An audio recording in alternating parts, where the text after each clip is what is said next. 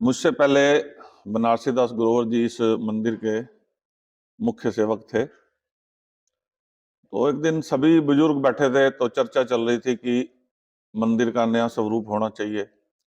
उस मीटिंग में मुझे भी बुलाया गया। तो चर्चा चली तो मैंने बताया कि एक मास्टर प्लान बना लिया जाए, उसके अकॉर्डिंग फिर काम किया जाए।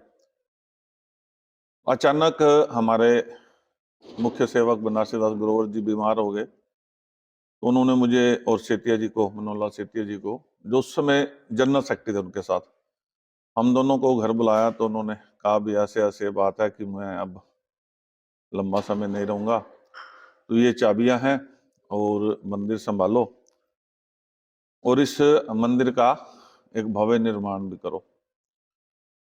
उस समय 2013 की बात है ये। तो मैंने कहा बाबूजी ये किसी बड़े व्यक्ति को दो, मेरे लिए ये ठीक नहीं रहेगा। तो उन्होंने कहा मैंने चाबी तेरे को दे दी, तू जिसको मर्जी दे दे।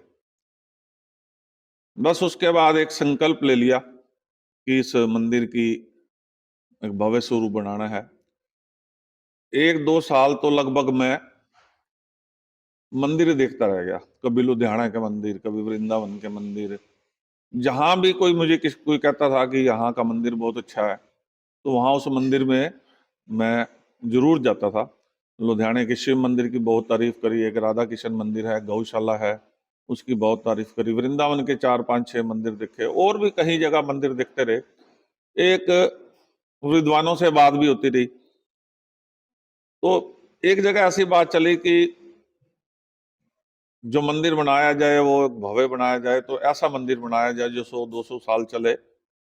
और पत्थरों में ये बताया गया कि संगमरमर का पत्थर सबसे पवित्र होता है। तो उसकी भी जानकारी लेनी शुरू कर दी। तो पता चला कि पत्थर वो बहुत कम मिलता है तो बहुत महंगा मिलता है, पर उसकी वेस्टेज बहुत ज्यादा है कि 60 से 70% ही सिर्फ ठीक निकलता है, बाकी 30% खराब निकल जाता है। ये सब करते करते 2-2.5 साल 3 साल ही सारी रिसर्च में लग गया। 3 साल बाद, 2.5-3 साल बाद फिर इस मंदिर का हमने निर्माण शुरू किया।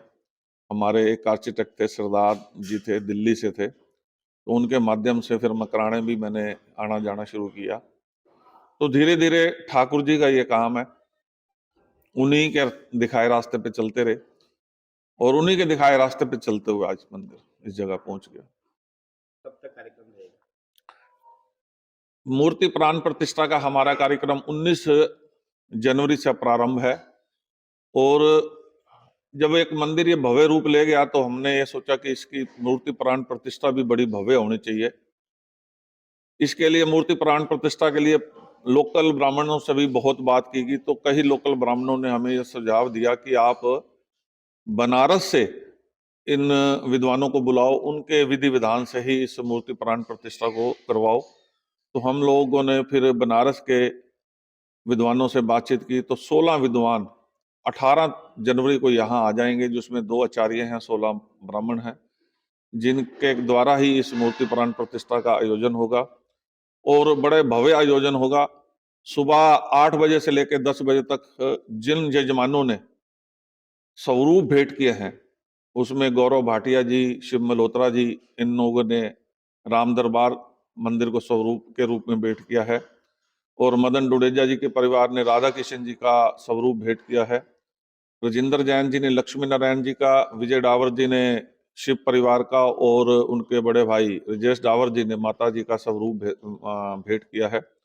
ये सभी यजमान, जो मुख्य यजमान हैं, 8 से लेकर 10 बजे तक पूजा अर्चना करेंगे। इसके साथ कोई भी नगरवासी अपनी श्रद्धा और विश्वास के साथ, लगन के साथ, निष्ठा के साथ अगर पूजा अर्चना में उनके साथ बैठना चाहेगा, बैठ सकता है। 10 बजे से लेके 1 बजे तक, 12:30 बजे तक हवन होगा। यज्ञशाला आपने देखी, बहुत सुंदर एक यज्ञशाला बनाई गई है और उस बड़े विधि विधान से यज्ञ भी होगा। और 2:30 बजे के करीब सभी संतों के माध्यम से यहाँ संत प्रवचन होंगे और सत्संग होगा।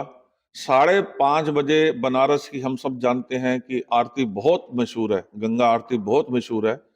5:30 बजे रोज बिल्कुल ठीक समय 5:30 बजे एक महा आरती का आयोजन होगा, जो बड़ी भव्य आरती होगी। पूरे पानीपत में आज तक ऐसी आरती नहीं हुई होगी, बड़ी विधि विधान से होगी। और उस आरती को देखने योग्य है और दर्शन करने योग्य है। जैसे बनारस के गंगा के किनारे आरती होती है, वही आरती यहाँ आयोजन होगा और उसके बाद लंगर प्रसाद होगा। 19 तारीख को हमारी बहनें कलश यात्रा निकालेंगी, उसके बाद पंचांग पूजा होगी, मंडप प्रवेश होगा। 20 तारीख से विधि विधान के साथ पूजा अर्चना प्रारंभ हो जाएगी।